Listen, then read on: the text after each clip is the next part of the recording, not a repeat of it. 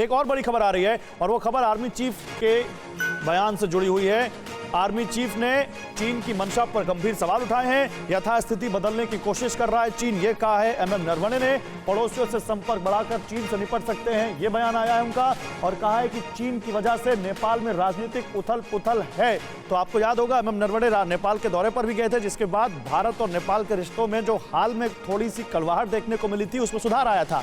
और अब army chief ने चीन पर बड़ा निशाना साधा है।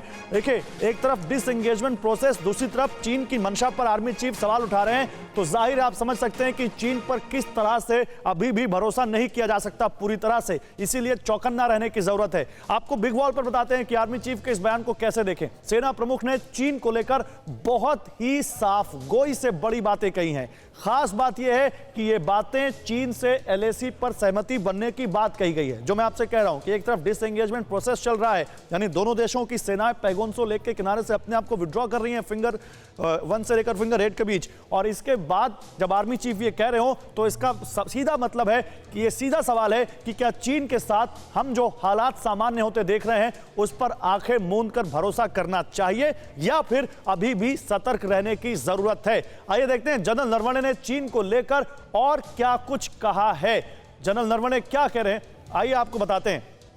सबसे पहले तो उन्होंने मंशा पर सवाल उठा दिया और कहा कि चीन विवादित सीमाओं पर यथास्थिति बदलने की एक तरफा कोशिश कर रहा है, यानी वो विस्तारवादी रवैया जो अक्सर अपने पड़ोसियों के साथ वो अपनाता है। दूसरा, भारत को अपने आसपास के देशों के साथ कनेक्टिविटी बढ़ाने की जरूरत है, यानी पड़ोसियों से संबंध और अच्छे किए जाएं। तीसरा, कनेक्टिविटी बढ़ाकर हम चीन की सीमाएं बदलने की कोशिशों से निपट सकते हैं, यह बड़ी बात कही है उन्होंने। चौथा, चीन की करतूतों से विवाद और अविश्वास का माहौल बन गया है, खासकर उस रीजन में, साउथ एशिया के रीजन में, जहां चीन और उसके आसपास के देश हैं।